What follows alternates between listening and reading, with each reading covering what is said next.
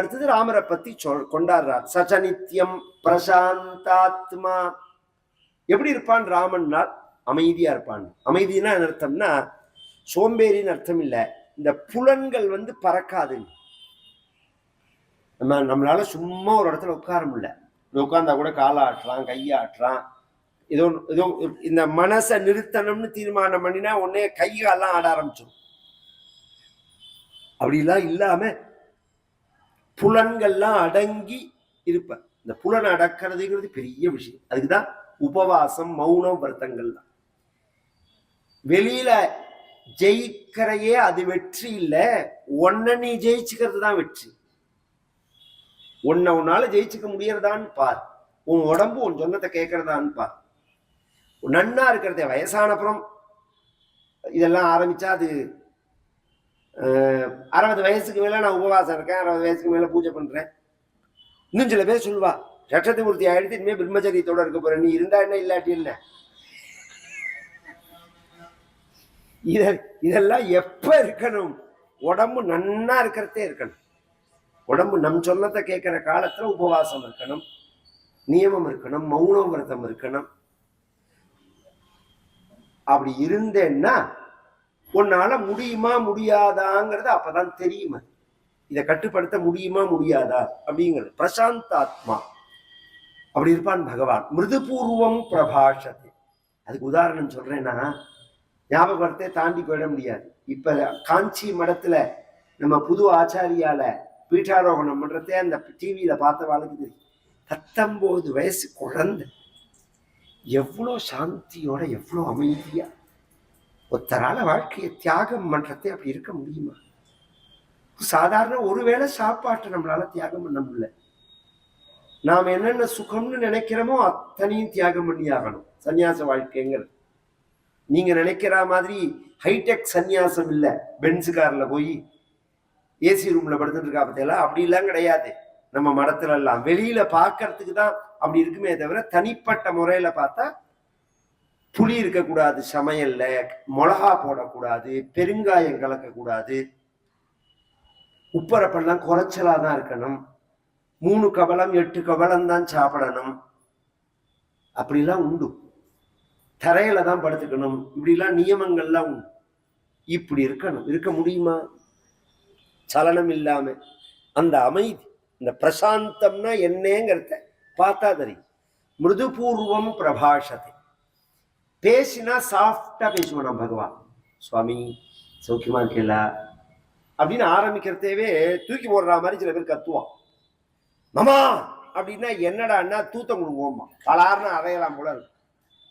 அவன் கூப்பிட்றத பார்த்தாலே என்னமோ இடிஞ்சு விழுந்தா மாதிரி கூப்பிடுவான். அப்படிலாம் இல்லாம அந்த பேசுறதேவே அந்த சாஃப்ட், இதெல்லாம் பழக்கத்துல வரணும். உச்சியமானோப்பி பருஷம் நோத்தரம் பிரதிபத்தியத்தை.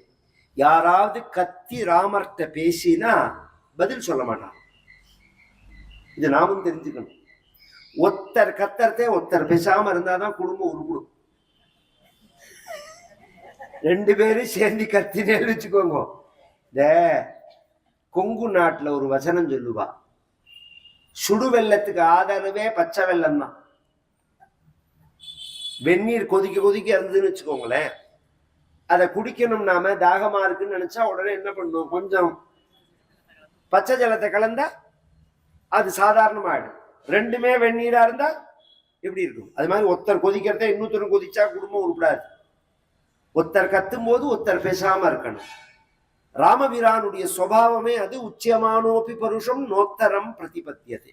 அதை விட முக்கியம், கதஞ்சித்து உபகாரேன கிருத்தேன ஏகேன துஷ்யதி. கதஞ்சித் யதா கதஞ்சித். கதஞ்சித்னா எப்படியாவது ஏனகேன பிரகாரேன ஏதாவது ஒரு விதத்துல பகவானுக்கு நாம உபகாரம் பண்ணுட்டா. இது ஒரு ஆச்சரியமான விஷயம். இந்த உபகாரம்ங்கிற சப்தத்தை உபயோகப்படுத்துறார் வால்மீகி. பிராக்டிக்கலா யோஜனை பண்ணினா பகவானான்னு வச்சாலும் நாம உபகாரம் பண்ண முடியாது, பகவான மனுஷனா வச்சாலும் உபகாரம் பண்ண முடியாது. ஏன்னா பகவானுக்கு நீ என்ன உபகாரம் பண்ண போற? பகவான் தான் உனக்கு கிருபை பண்றான். பகவானுக்கு நான் பகவானுக்கு லைட்டு போட்டேன், நான் பகவானுக்கு வஸ்திரம் சாத்தினேன், நான் பகவானுக்கு திருமஞ்சனம் பண்ணினேன், நான் பகவானுக்கு நைவேத்தியம் பண்றேன் அப்படிங்கிறதெல்லாம் உனக்கு தான். பிம்ப பிரதிபிம்ப நியாயம்னு பேர் இதுக்கு. தச்சாத்மனே பிரதிமுகஸ்ய யதா முகஸ்ரீஹி அப்படின்னு பிரகலாத சுவாமி சொல்லுவார் பிரகலாத ஸ்துதியில. கண்ணாடியில தெரியற உருவம் அழகா இருக்கணும்னா எங்க அலங்காரம் பண்ணணும்? நமக்கு இங்க பொட்டு வச்சா கண்ணாடியில தெரியும். அது மாதிரி ராமனுக்கு அவ்வளோ பெரிய பட்டு வேஷ்டியை கட்டுறதோ, அவ்வளோ பெரிய பட்டு மாலைய சாத்துறதோ, அவ்வளோ பெரிய மாலையை சாத்துறதோ ராமருக்கு இல்ல, உனக்காக. உனக்காக பண்ணிக்கிறேன். அங்க என்ன பண்றதோ அது அத்தனையும் நம்யந்தே எஸ்மை காமாக எல்லாம் உங்கள்கிட்ட திரும்பி வரும். அப்படிதான் நம்ம பெரியோர்கள்லாம் சிறுஞ்சிறப்புமா வெங்கல பாத்திரம் என்ன, பித்தளை பாத்திரம் என்ன, வெள்ளி பாத்திரம் என்ன, தங்க நடை என்ன என்ன, பட்டுப்புடவை என்னன்னு இருந்தது போக இந்த கோவில் எல்லாம் கொண்டு வந்து கலப்படி பண்ணி பொருள்கள் எல்லாம் மாத்தினதுனால எல்லாமே இப்ப கலப்படமா போயிடுது. சுவாமிக்கு செலுத்துறதே பாக்கி எங்க கலப்படம் இருந்தாலும் இருக்கலாம், சுவாமிகிட்ட வரதே கலப்படமே இருக்கக்கூடாது. ஏன்னா நீங்க என்ன கொடுக்கிறீங்களோ அதுதான் உங்களுக்கு திரும்பி வரும். அது தேனிலேருந்து ஆரம்பிச்சு, சந்தனத்திலேருந்து ஆரம்பிச்சு, பால்லேருந்து ஆரம்பிச்சு எல்லாமே திரவியங்கள் சுத்தமா இருந்ததுன்னா திரும்பி நம்ம கிட்ட வரத்தே சுத்தமானது நமக்கு உபயோகத்துக்கு கிடைக்கும், அனுபவத்துக்கு கிடைக்கும். உபகாரம்ங்கிறது பகவானுக்கு நாம ஒன்றும் பண்ண முடியாது. ராமபிரான அடுத்துட்டா சக்கரவர்த்தி திருமகனுக்கு நாம என்ன உபகாரம் பண்ண முடியும்? ஏன் அப்படின்னா நீங்க நினைக்கிற மாதிரி ராமாவதாரத்துல அயோத்தி எப்படி இருந்து தெரியுமோ? இன்னும் கடங்கார கவர்மெண்ட் இல்லை, வரத்தே 5 லட்சம் போறதே 10 லட்சம் இருக்கு பாருங்க. அது மாதிரி எல்லாம் கிடையாது. எப்பேற்பட்டது தெரியுமோ? பாகவதத்துல வால்மீகி இது சுகர சொல்றா, த்யக்த்வா சுதுஸ்த்யஜ சுரேப்சித ராஜ்யலக்ஷ்மி தர்மிஷ்ட ஆரியவச்சசா யதகாதரண்யம் அப்படின்னு சொல்லும் போது நவயோகி உபாக்கியானத்துல வருது. கரபாஜர்னு ஒரு மகரிஷி சொல்றார், த்யக்த்வா சுதுஸ்த்யஜ சுரேப்சித, இந்த அயோத்தியில ஒரு நாளைக்கு நான் ராஜாவா இருக்கணும்னு இந்திரன் ஆசைப்படுறான். அவ்வளோ சௌக்கியமான ராஜ்யம். இந்திரன் ஆசைப்படுறான்னா என்ன சார் அதுல விசேஷம் இருக்குங்கிற வாழ்க்கை சொல்றேன்.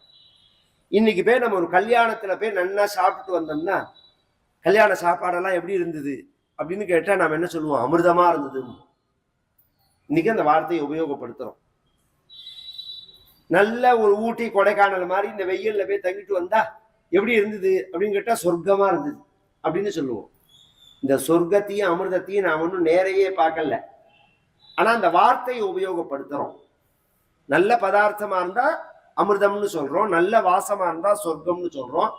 அந்த சொர்க்கத்திலேயே தங்கி அமிர்தத்தையே சாப்பிட்றவன் இந்திரன். அதுக்காக தான் தேவதைகளுக்கு அசுரர்களுக்கு சண்டையே, இந்த சொர்க்கத்துல தங்கணுங்கிறதுக்கு தான்.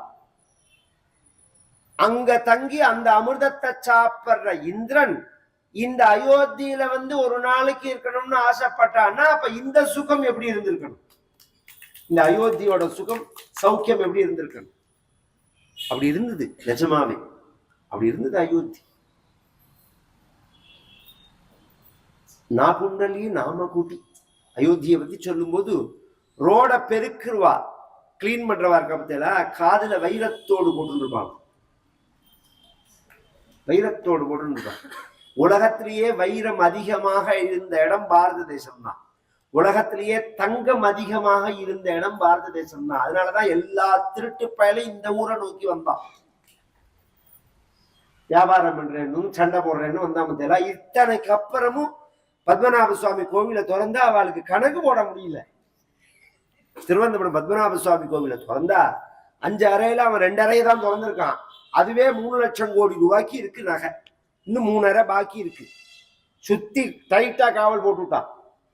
இதுல இன்னொரு ஆச்சரியம் என்னன்னா, திருவனந்தபுரம்ங்கிறது சிற்றரசு. தஞ்சாவூர் சோழ பேரரசு மாதிரி, பாண்டிய பேரரசு மாதிரி உள்ள அரசு இல்லை.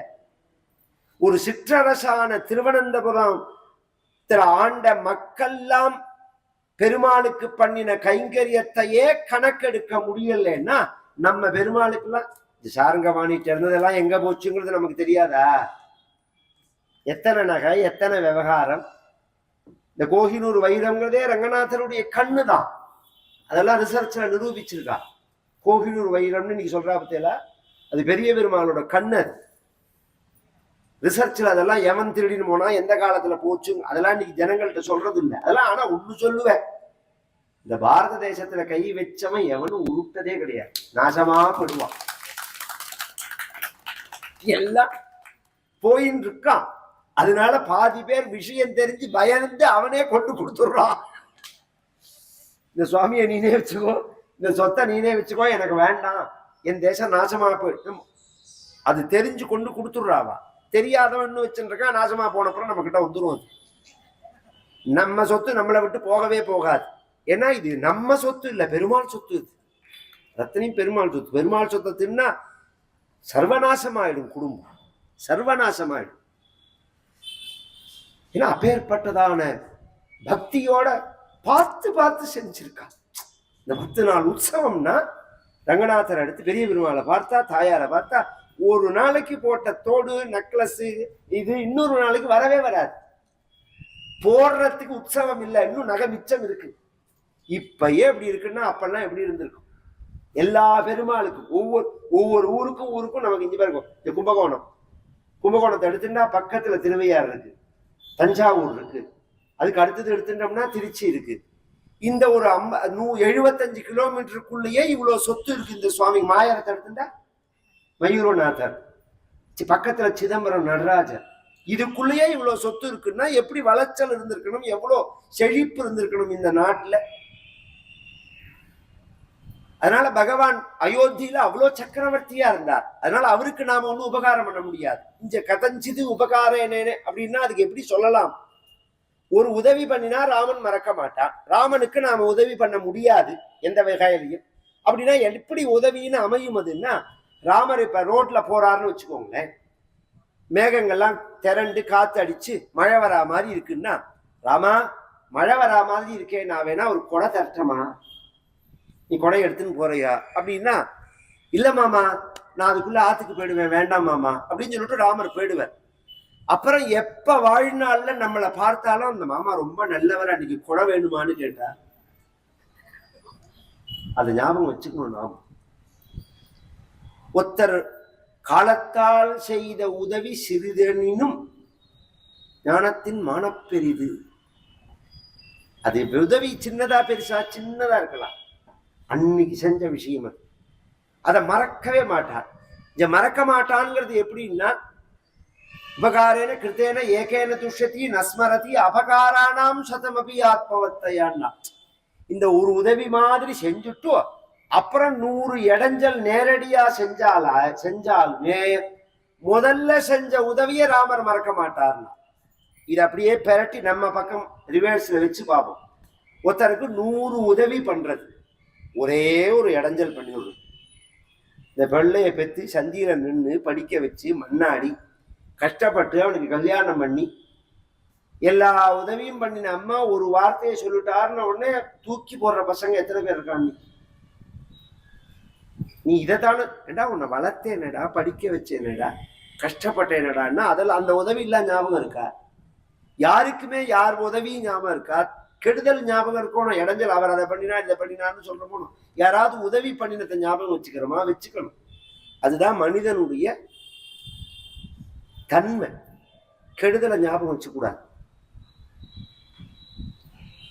அதை நினைக்க யாரை பார்த்தாலும் அவர்கள் பண்ணின நல்லதுதான் நமக்கு ஞாபகம் வரா மாதிரி நம்மளை பழக்கிக்கணும். எல்லாத்தையுமே நல்லதும் இருக்கும், கெட்டதும் இருக்கும். புத்திமான் ராமர் அசடு இல்லை.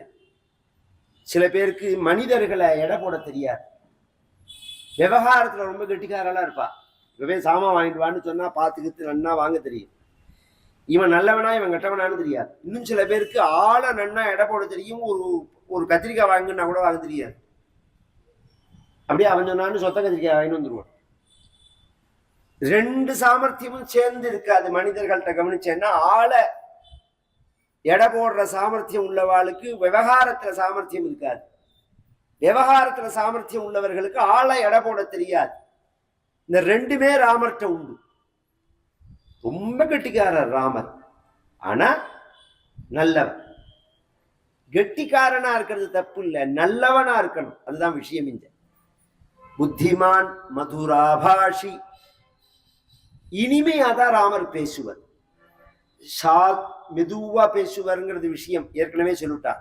மிருதுபாஷின்னு விட்டார், மதுரா பாஷிங்கிறார். மதுரா பாஷின்னா எதை சொன்னா நமக்கு சந்தோஷத்தை கொடுக்குமோ அந்த வார்த்தையை தான் சொல்லுவார். நமக்கு கெடுதலான விஷயத்த சொல்ல மாட்டார். வருத்தத்தை இதெல்லாம் நம்ம பிராக்டிக்கலா யோசனை பண்ணினாதான் தெரியும். நமக்கு எதிராளி வருத்தப்படுவான்னு ஒரு விஷயம் நமக்கு தெரிஞ்சு கொடுத்துனா மெனக்கட்டு போன பண்ணி சொல்லுவோம். ஐயோ இதை சொன்னா அவ வருத்தப்படுவாளேன்னு தெரிஞ்சதை தான் சொல்லணும்னு தோணும் நமக்கு. மண்டை வெடிச்சு போனா ஒரு படத்துல ஜனகராஜ காமிப்பானோன்னா மண்டை வெடிச்சு போன்னு சொல்லலைன்னா அவனுக்கு அப்படிங்கிற மாதிரி இந்த கெட்ட விஷயத்த சொல்லலைன்னா மண்டை வெடிச்சு போயிடும் அப்படின்னு தோணும் நமக்கு. நல்லதை சொல்ல மாட்டான். மெட்ராஸ் போயிட்டு வந்தா பொன்னாத்துல போய் இந்த சாமானை கொடுத்துட்டுவான்னு உன்னை கொடுத்துருந்தோன்னு வச்சுக்கோங்களேன். மிந்திலாம் அப்படிதான், இப்பதான் கொரியர் எல்லாம் வந்திருக்கு. கொடுத்துட்டு வந்து ரயில்ல வந்து போட் மைல்ல இறங்கின உடனே ஆத்துல பை வைக்கிறதுக்கு முன்னாடி நம்ம ஆத்துல வந்து சாமானை கொடுத்துட்டேன்னு காப்பி வாங்கி குடிச்சிட்டு பொண்ணு என்ன சொன்னான்னா அன்னைக்கு போற அன்னைக்கு லேசா தலைவலி ஜுரம்னு சொன்னான்னு சொல்லிட்டு போயிடுவான். அப்புறம் 4 நாள் ஆகும் நமக்கு அது சரியா இருக்கு.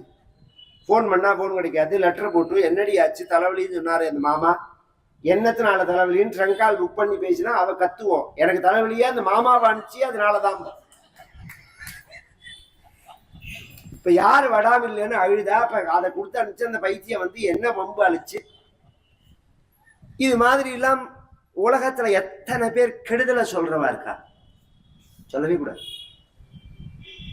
நாம சொன்னா அவ மனசு வருத்தப்படும்னா அந்த விஷயத்தை நாம சொல்லக்கூடாது.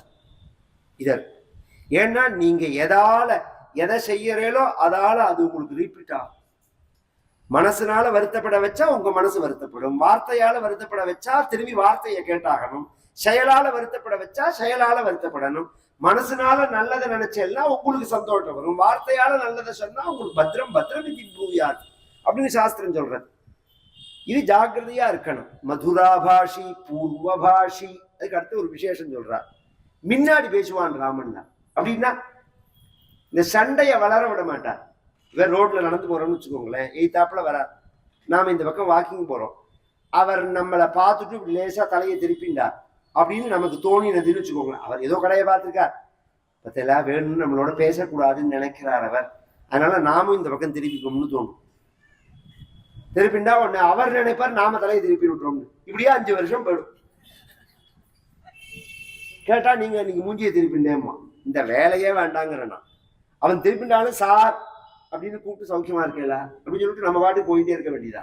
நம்ம மேல குறை சொல்ல முடியாது. பூர்வபாஷி பிரியம்பதா, நமக்கு எது பிரியமானதோ அதை தான் சொல்லுவான் ராமன். இப்ப சொன்ன மத்தியில இனிமையா பேசுறது மட்டும் இல்ல, சத்தியம் புருயாத் பிரியம் புருயான் நபுருயாத் சத்தியம் அப்பிரியம் சத்தியஞ்ச நானுதம் பூயாத்.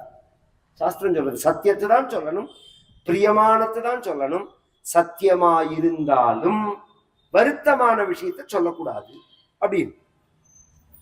வீரியவான் நச்ச வீரியேன மஹதா ஸ்வேன விஸ்மிதா.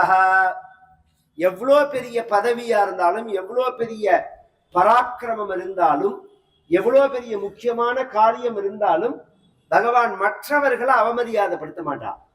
அப்படின்னா என்ன சார்னா, நாம் ஒரு முக்கியமான காரியத்துல இருப்போம், நம்மளை தேடின்னு வயசானவர் ஒருத்தர் வராருன்னு வச்சுக்கோங்களேன், அவர் ஏதோ சொல்ல வரார் அப்படின்னா நம்ம அந்த காரியம் கட்டுப்படணும்னு அவர் பக்கமே திரும்ப மாட்டோம். ஒருத்தர் பேசினா கூட இருன்னு சொல்லிட்டு நம்ம பேசாமையே நம்ம காரியத்தை கவனிப்போம். அவ வருத்தப்படுவா, அவளுக்கு என்ன தெரியும் சொல்லுங்க. நாம என்னமோ பிஸியா இருக்கா மாதிரியும், அவர் வெட்டி மனுஷியர் மாதிரியும் அவரை இன்சல்ட் பண்றோம். அப்படி பகவான் இன்சல்ட் பண்ணவே மாட்டான். ஒரு நிமிஷம் நிறுத்திட்டு வாங்க மாமா என்ன விஷயம் அப்படின்னு கேட்டுட்டு மேல விஷயத்தை செய்வான். இதெல்லாம் உயர்ந்த குணம். சின்ன குழந்தையா இருந்தாலும் மதிக்கணும், சின்னவர்களா இருந்தாலும் பதவியிலையோ பணத்திலேயோ ஏழையோ நாம் அலட்சியப்படுத்தினோம்னு இருக்கவே கூடாது. ஒருத்தர் அலட்சியப்படுத்தி வாழ்க்கையில நடக்கவே கூடாது, ரொம்ப தப்பது. மகதா ஸ்வேன விஸ்மிதா விருத்த சீலவிருத்தைர் ஞானவிருத்தைஹி மயோவிருத்தைஷ்ச சஜ்ஜனைஹி கதயன்னாஸ்த வை நித்யம் அஸ்திர யோக்யாந்தரேஷ்வபி. இப்படிலாம் சொல்லி எல்லாரையும் பகவான் மதிப்பான்னு சொல்லி ஆயகர்மன் உபாயஜான். சம்பாதிக்கிறதுல ரொம்ப கெட்டிக்காரர் ராமர். அப்படி இருக்கணும். கவர்மெண்ட் இருக்கு பாருங்க, கவர்மெண்ட் நல்ல கவர்மெண்ட் அப்படிங்கிறதுக்கு அடையாளம் என்னன்னா இந்த வருஷம் இன்கம் இவ்வளோன்னு காமிக்கணும். ஜனங்களுக்கு ஒரு அந்த சூழ்நிலைய அவ நன்னா தொழில் பண்ற மாதிரி, அவ நிறைய ஜனங்கள் சம்பாதிக்கிற மாதிரி உள்ள சுச்சுவேஷன் எல்லாம் ஏற்படுத்தி வச்சு அவர்கள்ட்ட டாக்ஸ் வாங்கி தானே கவர்மெண்ட் நடக்கிறது. அப்படிங்கிறதே இவ்வளோ டாக்ஸ் வந்ததுன்னு அந்த டாக்ஸ் கூடினத்தை காமிக்கணும். கொரோனால கூட 1.25 லட்சம் ஜிஎஸ்டி, கொரோனால 1.25 லட்சம் ஜிஎஸ்டி. அது கவர்மெண்டா? லட்ச லட்சமா கடன் வாங்குறது கவர்மெண்டா? ஜனங்களுக்கு பிச்சை போடுறதை யாரையா கேட்டா? ஏன் உன் பிச்சை எனக்கு என்னதுக்கு வேணும்? என்னை உழைக்க விட, அதுவே போதும். நான் உழைச்சு சம்பாதிக்கிற சொத்து என்கிட்ட சேர்ந்தாலே போதும். அப்படி சேர முடியலையே. 5 ரூபா சம்பாதிச்சாலே எல்லா திருட்டு பையனும் வந்துடுறானே பின்னாடியே. உழைச்சு சம்பாதிக்கிறவனையே விட மாட்டேங்கிறானே. திருடுறவனுக்கு காலம் இருக்கு, உழைக்கிறவனுக்கு தான் காலம் இல்லை. இங்க உழைக்கணும். எத்தனை நாளைக்கு இப்படி ஓடும்? எத்தனை நாளைக்கு இலவசத்துல ஓடும்? எத்தனை நாளைக்கு ஏமாத்துதல்ல ஓடும்? ஜனங்கள் எத்தனை நாளைக்கு இப்படியே சோம்பேறியா இருந்தா சோத்துக்கு வழி என்ன? உழைக்க வேண்டாமா?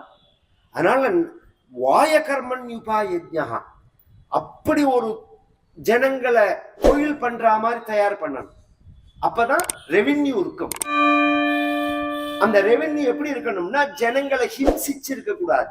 இன்னைக்கு சொல்றதெல்லாம் நான் அரசியல் பேசல, பாலிடிக்ஸ் பேசுறதுக்காக வரல. ஆனா நான் இருந்தாலும் ஒரு விஷயத்தை ஜனங்களுக்கு சொல்லிட்டு போறோம்னு நினைக்கிறேன்.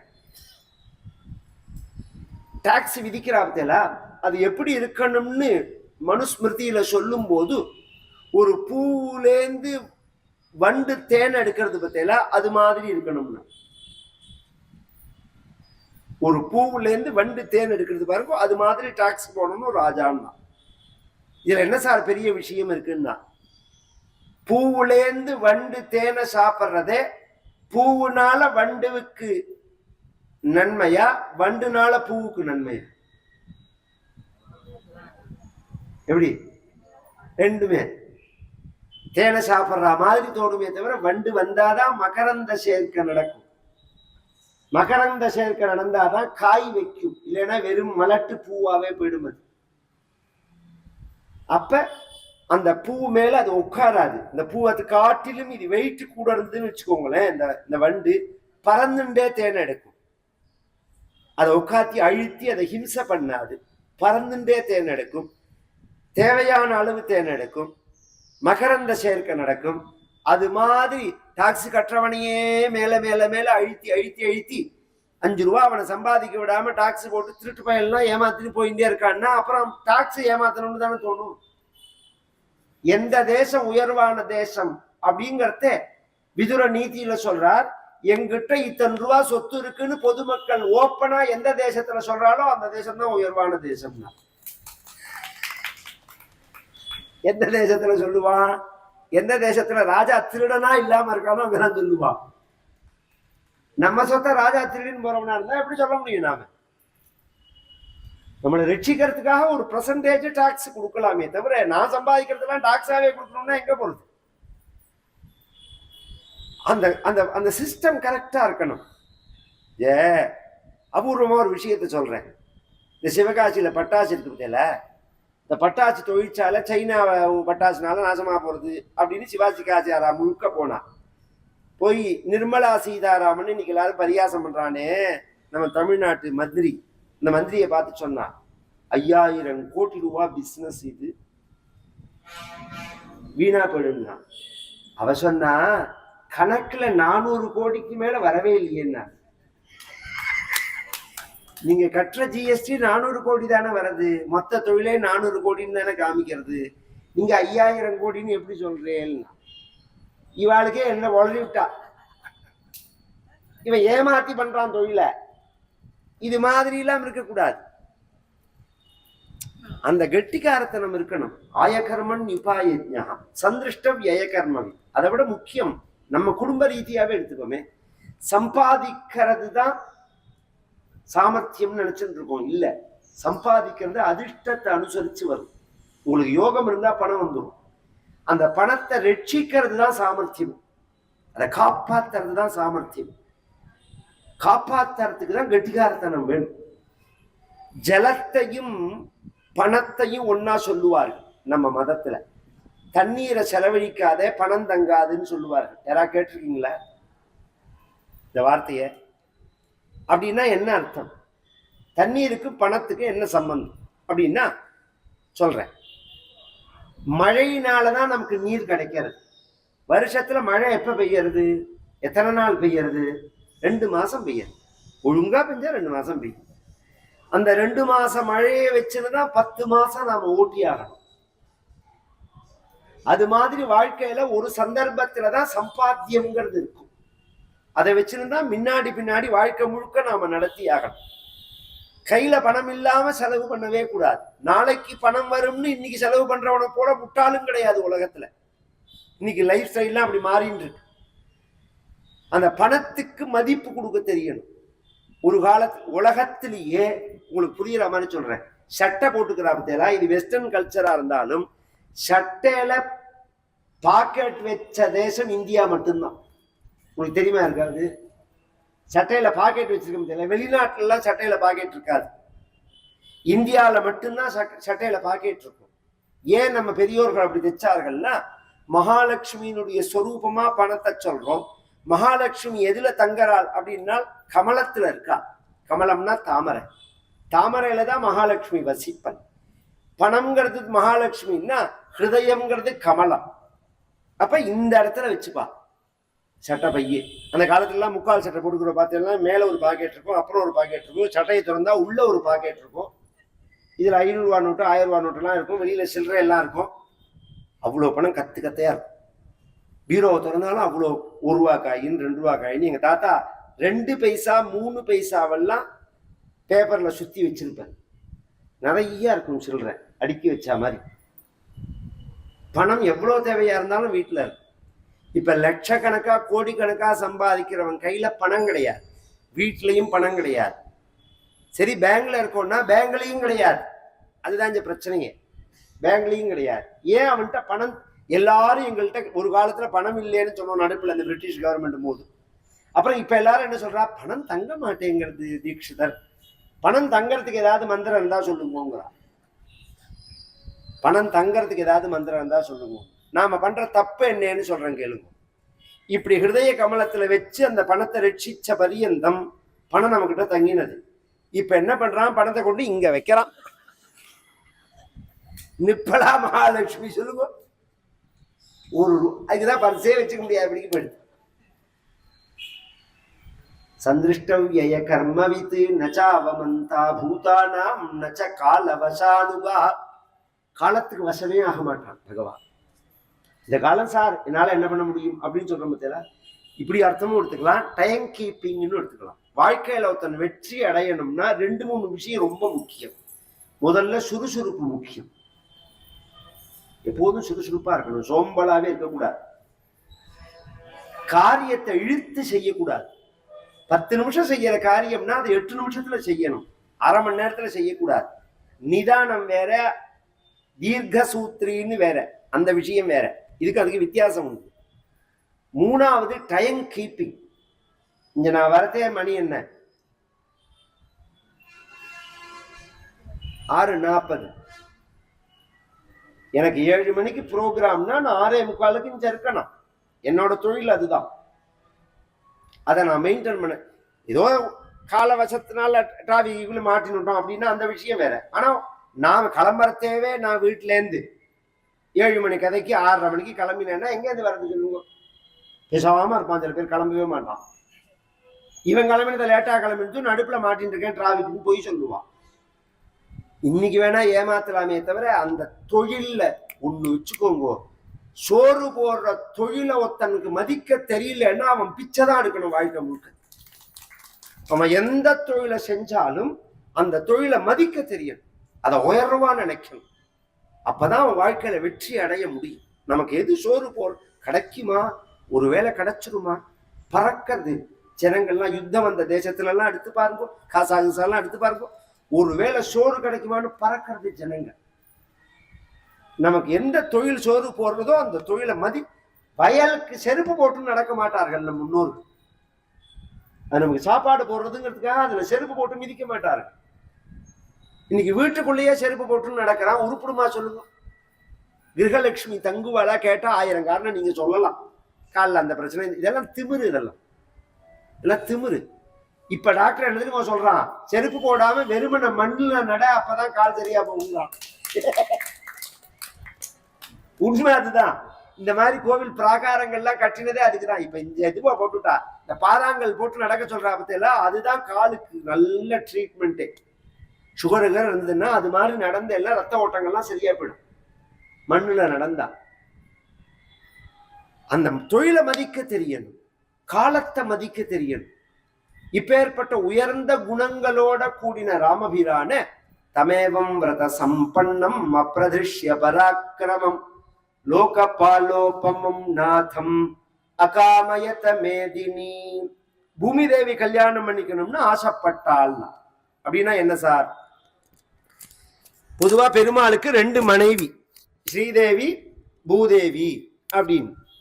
ஸ்ரீதேவியோட கல்யாணம் தான் சீதா கல்யாணம். பூமி தேவியோட கல்யாணம் பட்டாபிஷேகம். அதனால சொல்றார் பூமி தேவி கல்யாணம் பண்ணிக்கணும்னு ஆசைப்பட்டாள். என்ன அர்த்தம்? தசரதன் ராமருக்கு பட்டாபிஷேகம் பண்ணணும் அப்படின்னு நினைச்சான். தசரதனுக்கு அந்த எண்ணம் எப்படி வந்தது? பட்டாபிஷேகம் பண்ணணும்னா அவ்வளவு சுலபம் இல்லை. 90 வயசானாலும் பதவியை விட்டு கொடுக்க மாட்டான். உயிர் போற பிறந்து நாம் அந்த பதவியில இருக்கணும்னு தான் எல்லாருமே விரும்புவான். தன் பொசிஷனை ஒருத்தன் விட்டு கொடுத்துருவானா?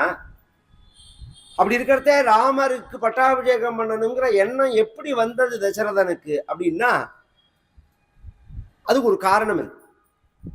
அவனே சொல்றான், பாண்டுரஸ்யாத பத்ரஸ்ய சாயாயாம் ஜரிதம் மயா. பின்னாடி சொல்ல போறான் சபையில. நித்தியப்படி சபைக்கு வருவார்களோன்னு ராஜா வரத்தே மேக்கப் எல்லாம் பண்ணின்னு வரணும். அப்பதான் சபையில பாக்குறதுக்கு நன்னா இருக்கு. அதுவும் ராஜாக்கள் வேற. ராத்திரியில கொடை பிடிச்சுன்னு நடப்பான். அது மாதிரி உள்ள சுபாவம் ராஜாக்களுக்கெல்லாம். வெயில் மேலே படக்கூடாது, இது படக்கூடாது, ஜாக்கிரதையா இருக்கணும் அப்படின்னு. இவனுக்கு தலையெல்லாம் நிறைச்சு போயிடுது தசரதனுக்கு. அதுவும் எப்படின்னா பொதுவா நிறைச்சு போறது பார்த்தீங்களா?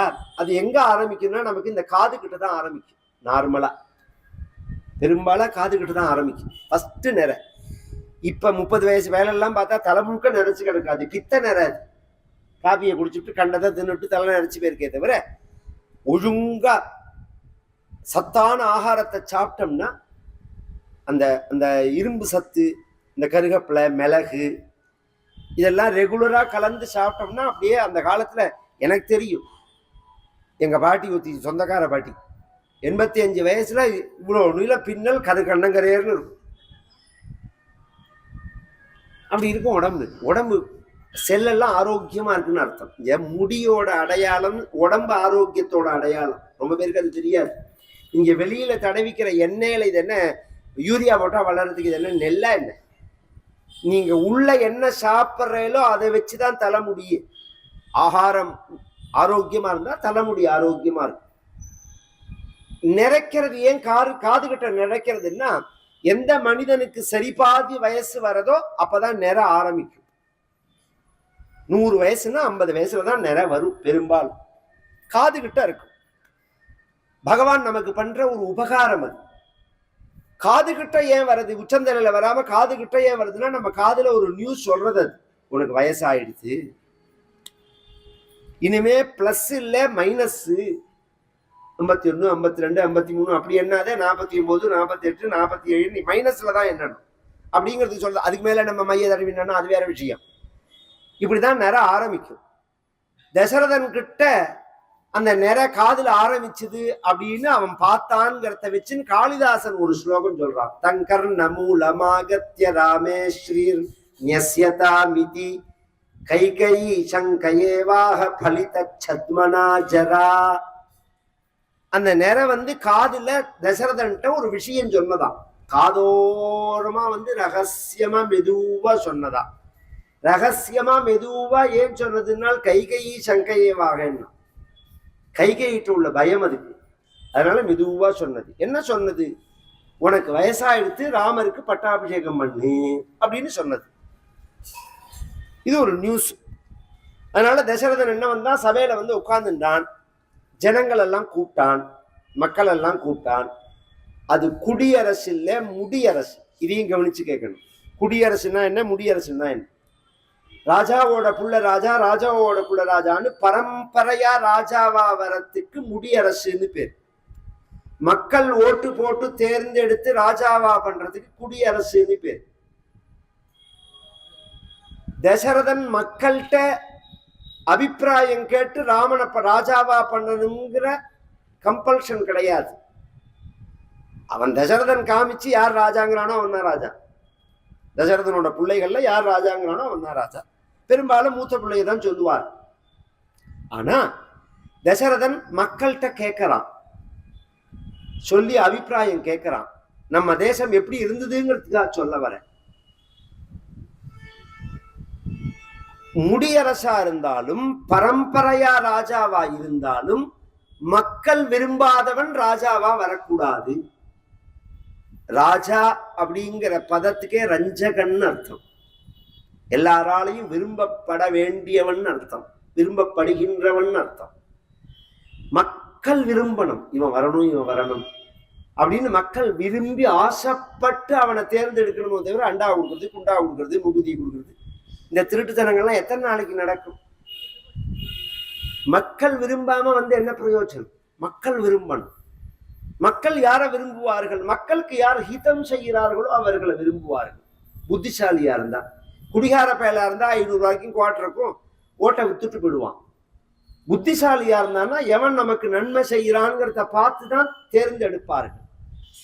மக்கள் விரும்புறவர்கள் தான் ராஜாவா வரணுங்கிறத தசரதன் காமிக்கிறான், மக்களை கூப்பிட்டு சொல்றான். பாண்டுரஸ்யாத பத்ரஸ்ய சாயாயாம் ஜரிதம் மயா. எனக்கு வந்து இந்த வெண்கொடை நிழல்ல உட்கார்ந்துட்டு என் உடம்பானது மூப்பு அடைஞ்சுடுத்து. நான் என்ன நினைக்கிறேன் அப்படின்னா, என்னோட மூத்த மகனான ராமனுக்கு பட்டாபிஷேகம் பண்ணலான்னு நான் நினைக்கிறேன். உங்களோட அபிப்பிராயம் என்ன அப்படின்னு கேட்டான் அந்த ஜனங்கள்கிட்ட. ஜனங்கள் என்ன பண்ணினார்கள்னா, இப்படி சொன்ன அடுத்த நிமிஷம் ஜனோகோத்குஷ்ட சன்னாதா விமானம் கம்பயன்னிவா, ஜனங்கள் கைதட்டினார்கள்னு இருக்கு.